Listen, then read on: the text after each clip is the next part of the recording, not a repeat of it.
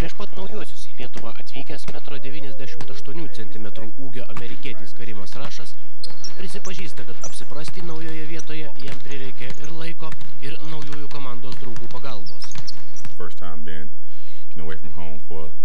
Pirmą kartą išvykau taip toli nuo namų ir iš pradžių tikrai nebuvo lengva. Kita aplinka, nauja šalis, nauja komanda. Tačiau man labai padėjo Giedrius Aidietis, kiti klubo darbuotojai ir komandos draugai. Gavau automobilį, gerą butą. Jie man parodė svarbiausius taškus, kur sportuojame, kur geriausia valgyti, kur verta nuvažiuoti. Nuo pat pirmos atvykimo dienos treniruojasi 2 kartus per dieną ir tai man labai patinka. Gaudamas tokius krūvius greitai susigrąžinau savo gerą sportinę formą. Nors Vilniaus komandoje amerikietis spėjo sužaisti tik keletą rungtynių, jis jau puikiai žino, kas yra svarbiausias jo komandos varžovas ir kokių rungtynių labiausiai laukia visos Lietuvos krepšinio aistruoliai. Rimčiausias varžovas iki šiol buvo Gran Canaria komanda, tačiau, kaip suprantu, šeštadienį laukia rungtynė su Kauno Žalgiriu. Jau dabar visi apie tai kalba, tad puikiai suvokiu, kad tai bus kažkas daugiau nei paprastos rungtynės. Kol kas Lietuvoje Karimas Rašas gyvena vienas, tačiau artėjant pavasariui tikisi sulaukti ir svečių iš Amerikos. Dabar esu vienas, tačiau planuoju, kad netrukus mane aplankys dukra. Jai dar tik 15 mėnesių ir tikiuosi, kad ji galės atskristi į Vilnių vasario pabaigoje. O kol kas turiu ką veikti, bandau įgyti geriausią sportinę formą. Prieš pradėdamas legionieriaus karjerą Europoje, Karimas Rašas 4 metus praleido NBA klubuose. Pasak jo, skirtumas tarp Europos ir NBA krepšinio didžiulis. Ypač jei su europietišku krepšiniu susiduriama pirmą kartą. Skirtumas labai didelis. Europoje krepšinis labiau komandinis žaidimas. NBA, kur praleidau 4 metus, svarbiausia yra tavo individualūs sugebėjimai. Tad dabar man reikia daug ką išmokti.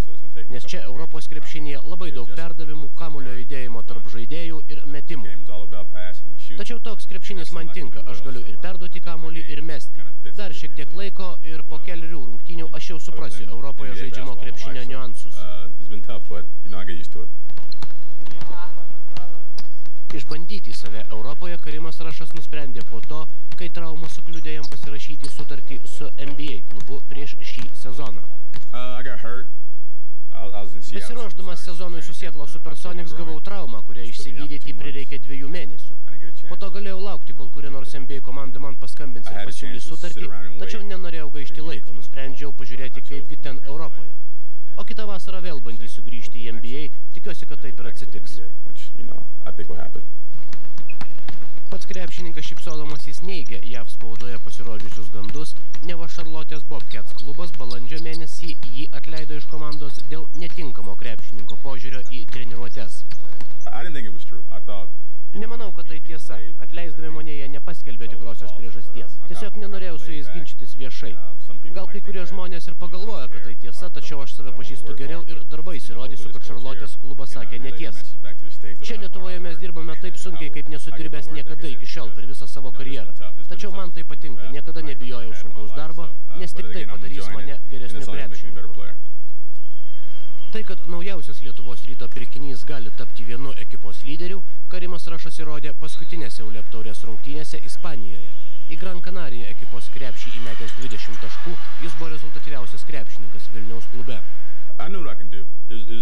Tos rungtynės Ispanijoje tik patvirtino mano įsitikinimą, kad galiu žaisti ir galiu žaisti gerai.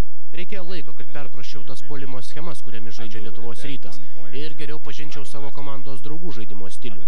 Visą savo gyvenimą buvau žmogus, kuris moka ir sugeba pelnyti taškus, man tik reikia laiko. Manau, kad vasario viduryje jau būsiu pasiruošęs 100%.